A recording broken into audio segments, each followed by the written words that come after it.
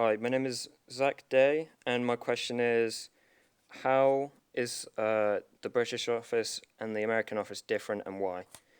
In this question, I have decided the best way to answer it is to actually break it up into sub-questions. So the first thing I'll be talking about is how the British office appeals to a British audience, and then I'll talk about how the American office appeals to an American audience, and then I'll do a scene comparison, and then after that, I'll compare sense of humor in both cultures.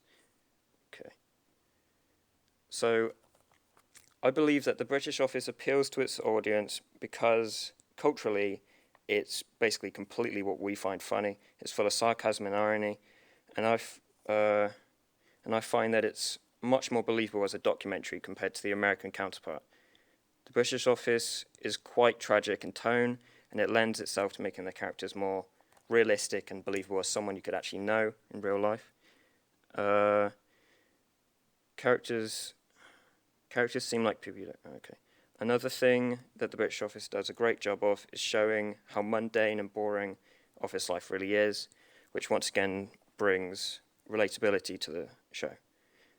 And even with all of these realistic and tragic components to the show, it still has its wacky and silly moments. However, these parts are grounded in reality and believable enough not to take away from the tragic and realistic tone of the show.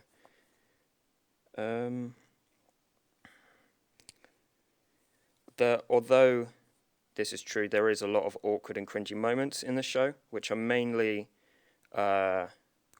basically just Ricky Gervais's character, David Brent.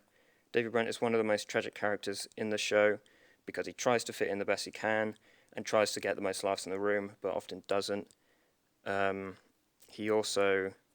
He believes he's the funniest in the room, and he makes the most jokes out of everyone there, but most of the time, the jokes end up being on him. Right.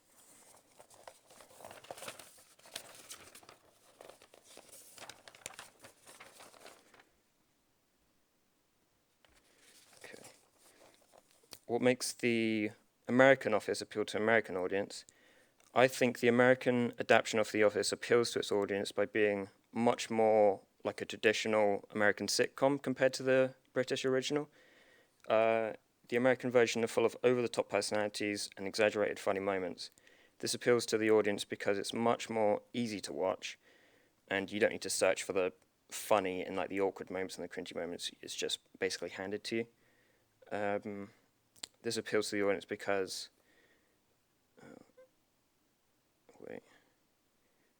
this appeals to the audience because I think that from the research I've done, that Americans generally have a lighter outlook on life compared to British people. So having a more wacky and silly version of The Office really plays into what they find funny. And I think that also this version of The Office is it doesn't work into like the mundane and boring parts of what office life would really be like. So I think it's almost an escape for people who do work in offices in America and places like this, because it's just nothing like it. It's just like a way more funny and comedic version of it. Okay. Also, the American office makes much more use of physical comedy compared to the British office, which I think is a big part of American comedy. Okay, I'm just going to show us, this is the jelly scene from both the UK and the US version. The first season of the US version is basically a carbon copy of the first season of the UK one, because they just wanted to make their own adaptation of it. So even though it's pretty much the same, there are some differences that you can tell to try and aim it towards an American audience. So I just play both the clips. Right, that is it. Slow down, you move too fast. Solomon's here. All part of the job. What's going on? Put my stapler inside the jelly again. That's the third time he's done it. It wasn't even funny the first time. Why has he done that? Just told him once that I don't like jelly. Don't trust the way it moves. Yeah, you showed him a weakness. He pounced. You should know about that. Oh, what is in there? It's my stapler. Well, don't do that. Well, eat it out. There's people starving in the world, which I hate. So, and it's a waste. So, how do you know it's yours? Because it's got my name on it in Tipex. Yeah, don't eat it now, in chemicals. Right, you can be my witness. Give him an official warning. How do you know it was me? It's always you. Can't you discipline him? Oh, kinky! No, the thing about practical jokes, you've got to know when to stop as well as start, and now's the time to stop putting Gareth's personal possessions in jelly, all right? Gareth, it's only a trifling matter. Here we go. We're always like this. You should put him in custody. He's going to fit in here. We're like Vic and Bob, aren't we? And one extra one. Oh, God. Yeah, I'm more worried, really, about damage to company property, that's all. All right, the scene goes on for a bit long, so I'll stop it there. But as you can see from that scene, it is it's uncut. When there's an awkward joke made, they don't cut away from it to try and like break the awkwardness. They just let it play out, which I think really works towards what they're going for to make it a more realistic documentary feel. All right, I'll play the next one now. Whoa, watch out for this guy. Dwight Schrute in the building. This is Ryan, the new temp. So, Nice to meet you. Introduce yourself. Be polite. Dwight Schrute, assistant regional manager. Assistant to the regional manager. So, Dwight, tell him about the kung fu and the car and everything. Yeah, I got a 78 280Z. I bought it for $1,200, fixed it up, so now we're $3 grand. That is his profit. Yeah, new engine, suspension. I got a respray. I got some photos. Damn it! Okay, hold on. Judge is in session. What is the problem here? You put my stuff in Jell-O again.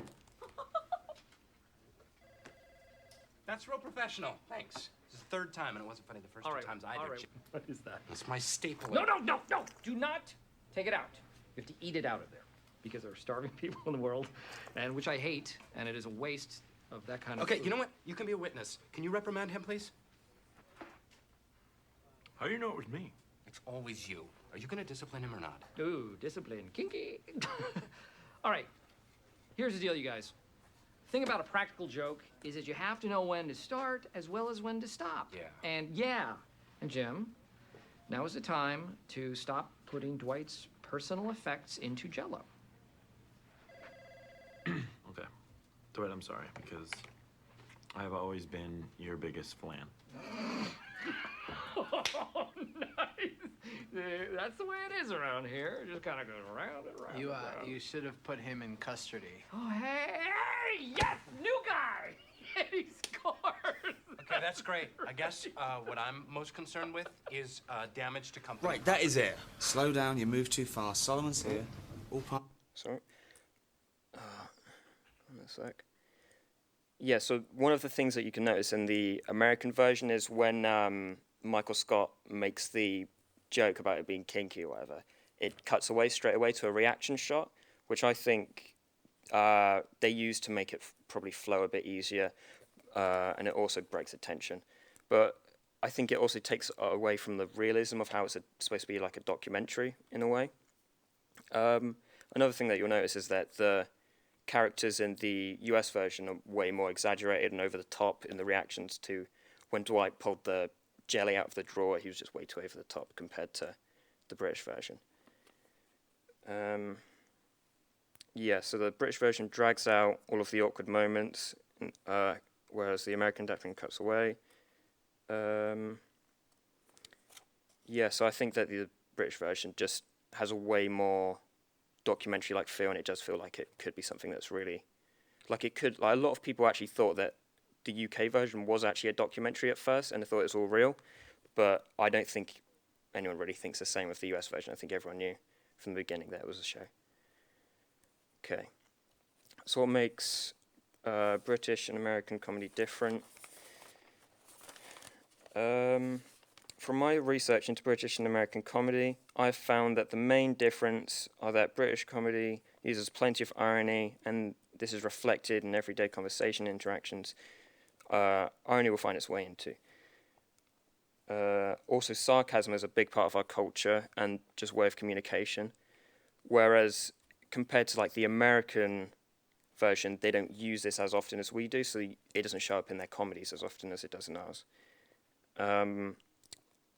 Apart from, there is actually a big misconception online that Americans don't understand irony and don't really get sarcasm, but I think this is just not true, and I think that the only reason it doesn't show up in comedy is literally just because that they don't use it as often as in person as we do, so it's just, they don't find it as funny as we would.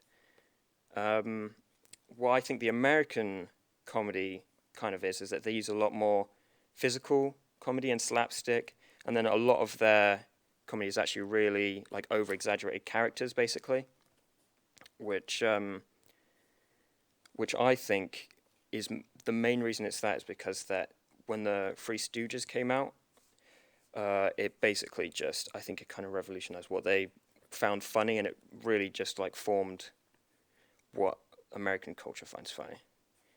All right. Conclusion. In conclusion, I'd say that the British and American Office are very different, and I wouldn't necessarily say one's better than the other. The American Office uses much more of an exaggerated tone and makes great use of physical comedy in comparison to the British, which maintains realism and goes for a more subtle approach to comedy. I believe both versions of the show reflect the audience they are aiming for, and the reason why they are different in these ways is because, I didn't put the quote on this, but Ricky Gervais basically said in an article, he said, Americans reward ambition and celebrate success openly, whereas British people rather embrace the underdog and are more comfortable with failure, which is shown multiple times in each show. All right, that's it.